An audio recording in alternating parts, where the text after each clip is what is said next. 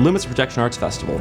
We specialize in projection mapping, and what that is radically altering the appearance, creating special effects on buildings. We can make them collapse, we can make them come back to life, we can turn them into monsters. It's creating the illusion that a building has come alive and transformed into something else. So LUMA, some people think it's an acronym, so it's actually a play on the word lumen, which is the measure of light intensity. If you get a projector, it's measured in lumens. The simplest way of saying it is you become basically digital architects.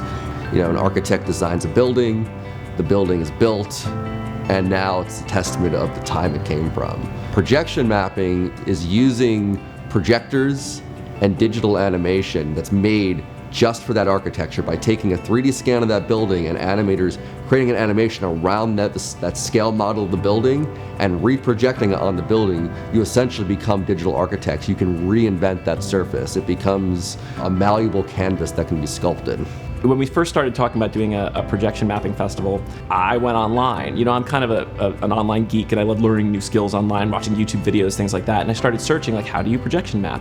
And there's not really that much out there. So I called Tice up and I was like, I don't know if we're gonna figure out how to do this by like going online. And he's like, that's awesome. And I was like, why? He's like, because once we figure it out, no one else will be able to. And I brought home some projectors from the office job I was working at the time, and we actually just projected on my kitchen cabinets.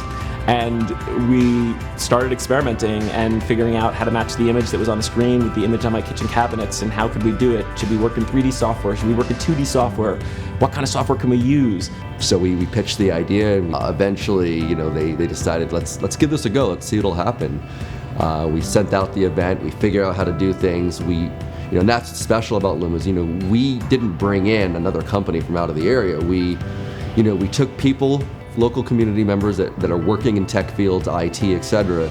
We trained them on something we haven't even trained ourselves on yet. We figured this out and we made it work. One of the things that really strikes me about LUMA is when people from outside the area come to see it, they're truly blown away by the quality of it.